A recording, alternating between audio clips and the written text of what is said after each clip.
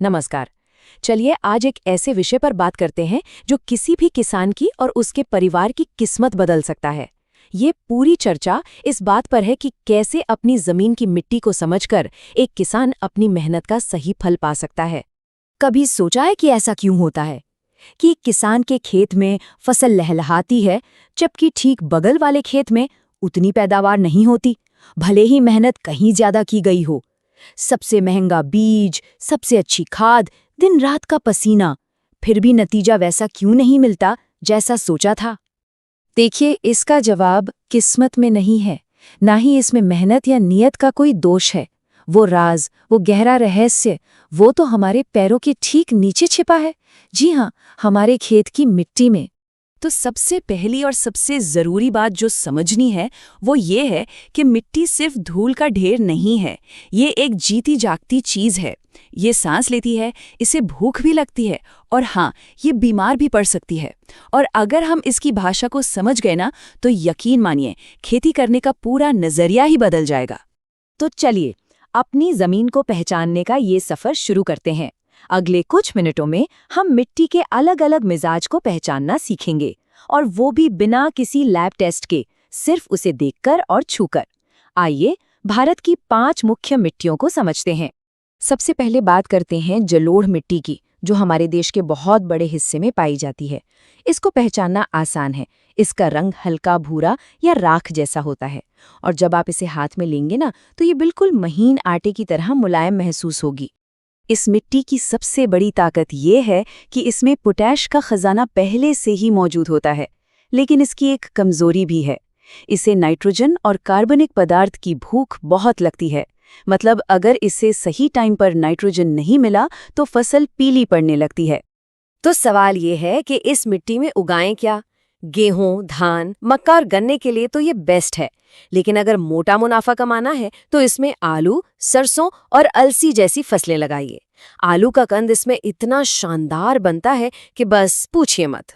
चलिए अब दूसरी मिट्टी की तरफ चलते हैं। इसकी पहचान है इसका गहरा काला रंग। जब ये सूखती है तो इसमें बड़ी बड़ी दरारें पड़ जाती हैं, और जैसे ही पानी पड़ता है ये बहुत ज्यादा चिपचिपी हो जाती है। जी, ये है काली मिट्टी, जिसे रेगुर मिट्टी भी कहते हैं। इस मिट्टी में एक जादुई ताकत है। ये पानी को किसी स्पंज की तरह सोख लेती है और महीनों तक नमी बनाए रखती है। कम बारिश वाले इलाकों के लिए तो ये किसी वरदान से कम नहीं। पर इसकी सबसे बड़ी कमी है फास्फोरस की, और फास्फोरस जड़ों के विकास के लिए बहुत जरूरी है। इसलिए डीएपी जैसी खाद इसमें जान डाल देती है। इस मिट्टी को कपासी मिट्टी भी कहा जाता है। और क्यों? क्योंकि कपास की खेती के लिए इससे बेहतर मिट्टी पूरी दुनिया में नहीं है। इसके अलावा सोयाबीन, चना और सूरजमुखी भी इसमें खूब फलते फूलते हैं।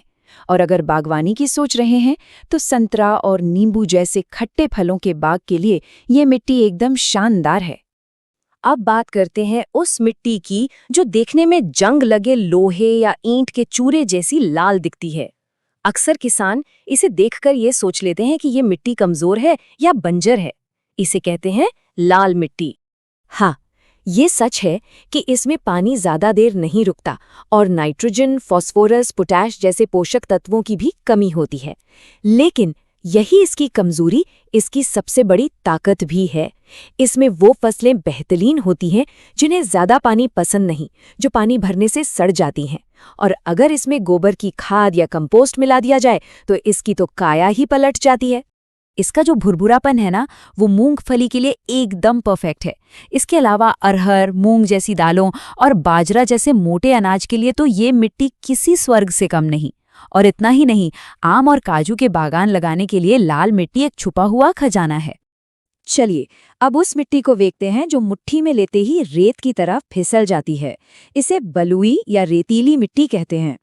हाँ, ये सच है कि इसमें पानी बिल्कुल नहीं रुकता, लेकिन कुदरत ने कोई भी चीज बेकार नहीं बनाई है। इस मिट्टी की सबसे बड़ी खूबी ये है कि इसमें हवा का आना जाना बहुत अच्छा होता है। इससे जड़ों को फैलने के लिए खूब जगह मिलती है और वो बिना किसी रुकावट के गहराई तक जा सकती हैं। हाँ, इसमें ड्रिप या फव्वारा सिंचाई अपनानी पड़ती है क्योंकि पानी बहुत तेजी से नीचे बह जाता है। पैसे कमाने के लिहाज से देखें तो ये मिट्टी जड़ वाली फसलों का स्वर्ग है। गाजर, मूली, शकरकंद, इनका आकार इतना सुंदर और सीधा बनता है कि बाजार में दाम भी अच्छा मिलता है। इसके अलावा अनार और खजूर की बागवानी के लिए भी ये मिट्टी बहुत ही उत्तम है। और अब आते हैं उस मिट्टी पर जिसे किसानों का सपना कहा जाता है, दोमट मिट्टी। ये एक तरह से परफेक्ट मिक्सचर है। ये ना तो रेत की तरह बिखरती है, ना काली मिट्टी की तरह चिपकती है। इसमें रेत, गाद और चिकनी मिट्टी का इतना सही संतुलन होता है कि ये हवा और नमी दोनों को अच्छी तरह पकड़ कर रखती है। इसका पीएच मान भी खेती के लिए एकदम सही होता है। इसलिए कहते हैं कि इसमें लगभग कोई भी फसल कामयाबी से उगाई जा सकती है। देखिए, मिट्टी का प्रकार जानना तो सिर्फ पहली सीढ़ी है। कई बार अच्छी भली मिट्टी होने पर भी पैदावार नहीं होती। क्यों? क्योंकि मिट्टी बीमार हो सकती है। तो आप देखते हैं कि मिट्टी की इन बीमारियों को खेत में खड़े खड़े कैसे पहचानें। पहला संकेत है खारापन। अगर खेत सूखने पर मिट्टी के ऊपर नमक जैसी सफेद पपड़ी या परत जम जाती है तो समझ जाइए कि मिट्टी में खारापन यानी कि क्षारीयता बढ़ गई है। इसका सबसे पक्का और सबसे सस्ता इलाज है जिप्सम। बस इसका इस्तेमाल मिट्टी की जांच कराने के बाद सही मात्रा में करना चाहिए। दूसरा संकेत है खट्टापन, जो ज्यादा बारिश वाले इलाकों में एक आम समस्या है। अगर फसल की जड़ें काली पड़ रही हैं या पौधे की बढ़त ही रुक गई है तो बहुत मुमकिन है कि मिट्टी अम्लीय हो गई है। इसका सीधा साधा इलाज है चूना। खेत की तैयारी करते समय सही मात्रा में चूने का इस्तेमाल इस समस्या को जड़ से खत्म कर देता है। अब हम इस पूरी चर्चा के सबसे जरूरी सिद्धांत पर आते हैं। ये खेती का वो सुनहरा नियम है जो हर तरह की मिट्टी पर लागू होता है और हमारी जमीन को लंबे समय तक जिंदा और उपजाऊ बनाए रखता है। एक बात हमेशा याद रखनी है, कार्बन ही मिट्टी का भोजन है।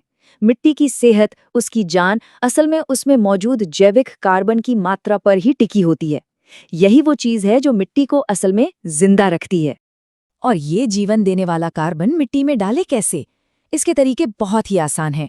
नियमित रूप से गोबर की खाद और कंपोस्ट का इस्तेमाल करें। पराली जैसे फसल के अवशेषों को कभी भी न जलाएं। उन्हें खेत में ही सड़ने दें। जब आप ऐसा करेंगे तो केंचुए खुद ब खुद वापस आने लगेंगे, जो किसान के सबसे अच्छे दोस्त हैं। तो हर खेत की मिट्टी की अपनी एक कहानी है, अपनी एक जरूरत है।